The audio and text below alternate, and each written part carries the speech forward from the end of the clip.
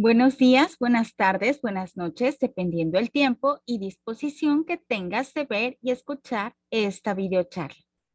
En esta ocasión vamos a hablar de cómo desarrollar el pensamiento crítico. Hemos estado acotando o mencionando que el tener un pensamiento crítico es propio de un estudiante universitario.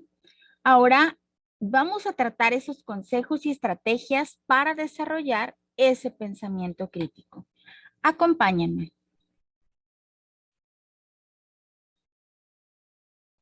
El pensamiento crítico propone reflexionar para entender el mundo en que vivimos. Es esencial aprender a pensar de forma crítica para analizar, comprender e interpretar. El pensamiento crítico nos ayuda a discernir entre lo cierto y lo falso, lo importante y lo superficial, las evidencias y las opiniones. Por eso es tan importante. El pensamiento crítico nos permite tomar conciencia de nuestros pensamientos para analizarlos y evaluarlos de forma efectiva. Y si bien es cierto que todas las personas tenemos la capacidad de pensar, esta es una habilidad que puede y debe aprenderse. De la misma forma que aprendemos a escribir, a bailar o a cantar. ¿Lo habías pensado? Tal vez no. 8 consejos para desarrollar el pensamiento crítico con los más jóvenes en el aula o fuera de ella. Estos consejos no solo los puedes aplicar en un ambiente de enseñanza-aprendizaje, sino con tus hijos, con tus sobrinos, con tus conocidos, con cualquiera. Número 1, reserva tiempo y espacio. La mente se debe focalizar para pensar. 2, promueve el conocimiento y la curiosidad. Actualízate y activa la mente con dinámicas nuevas. Número 3, enseña a dudar. No des nada por sentado o por hecho. Debemos actualizarnos constantemente. 4, pregunta. Siempre debemos incentivar la opinión y las maneras de pensar diversas. Número 5, justifica, argumenta y analiza. Siempre debemos sustentar las opiniones o perspectivas, nunca opinar por opinar.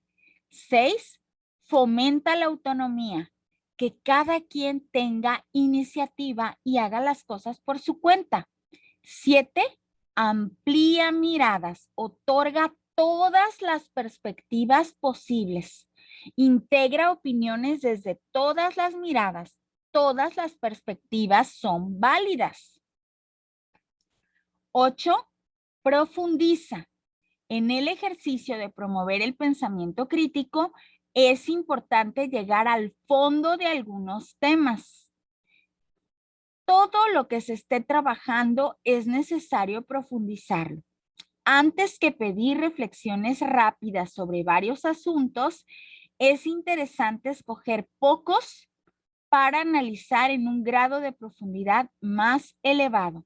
Tómalo siempre en cuenta. La misión de la escuela no es tanto enseñar al alumno una multitud de conocimientos que pertenecen a campos muy especializados, sino ante todo aprender a aprender. Procurar que el alumno llegue a adquirir una autonomía intelectual.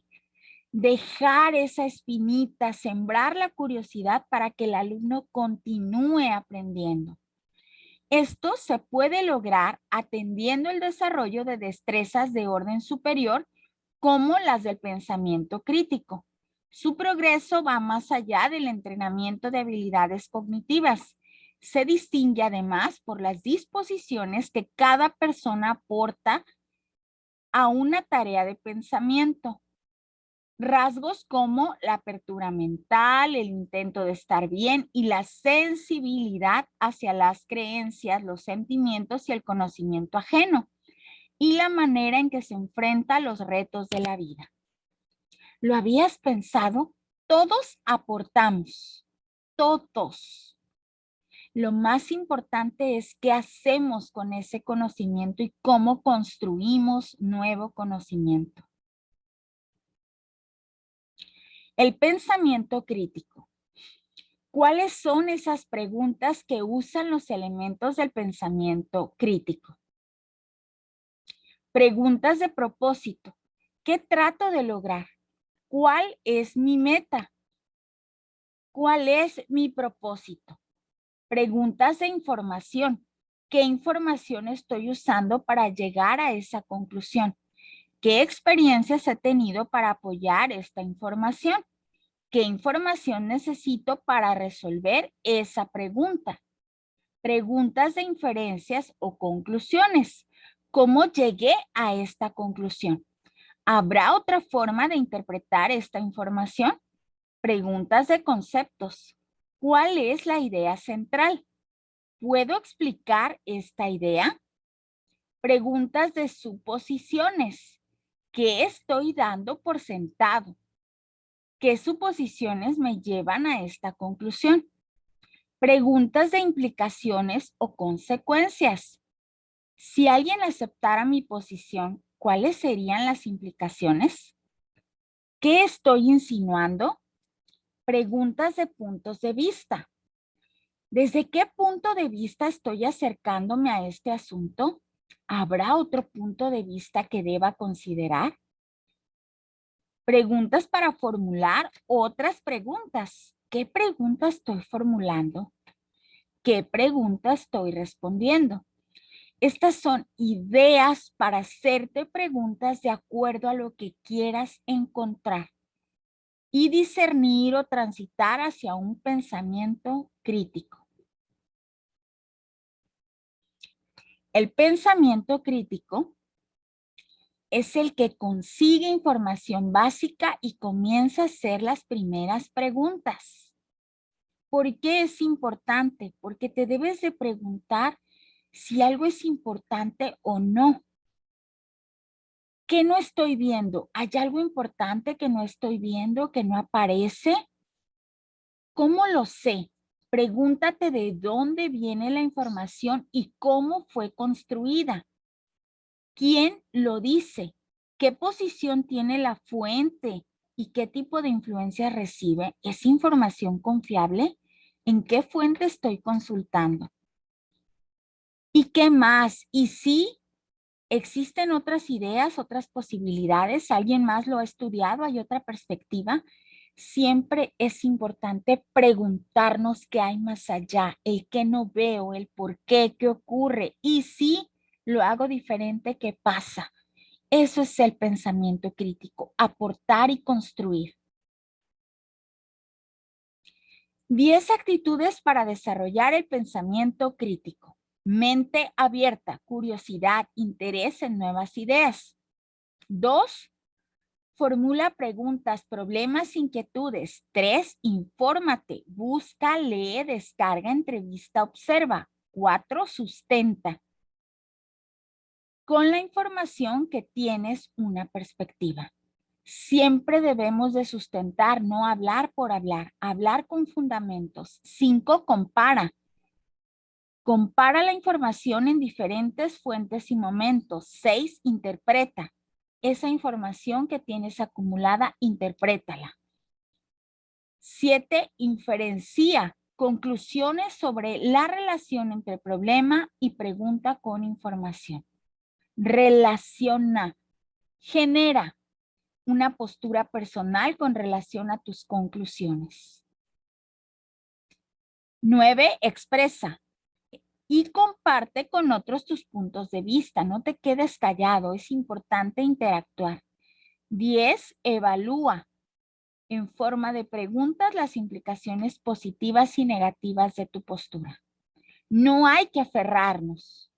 La mente es redonda porque las ideas cambian de dirección. Que no se te olvide. Ahora te voy a retar a que usemos ese pensamiento crítico. Los niños aprenden lo que viven. Si los niños viven con reproches, aprenden a condenar. Si los niños viven con hostilidad, aprenden a ser agresivos. Si los niños viven con miedo, aprenden a ser aprensivos. Si los niños viven con lástima, aprenden a autocompadecerse. Si los niños viven con ridículo, aprenden a ser tímidos. Si los niños viven con celos, aprenden a sentir envidia. Si los niños viven con vergüenza, aprenden a sentirse culpables. Si los niños viven con ánimo, aprenden a confiar en sí mismos. Si los niños viven con tolerancia, aprenden a ser pacientes. Si los niños viven con elogios, aprenden a apreciar a los demás. Si los niños viven con aceptación, aprenden a amar. Si los niños viven con aprobación, aprenden a valorarse. Si los niños viven con reconocimiento, aprenden qué es bueno. Aprenden a tener metas, aprenden a tener objetivos. Si los niños viven con solidaridad, aprenden a ser generosos.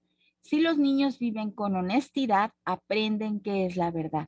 Si los niños viven con ecuanimidad, aprenden qué es la justicia.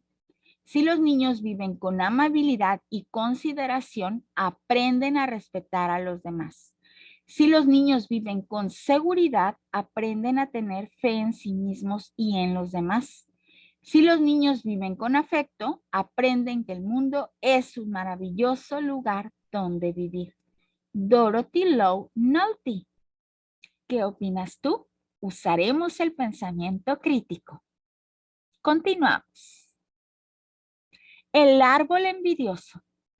Había una vez un hermoso árbol plantado en un gran bosque, con tronco recto y fuerte color marrón.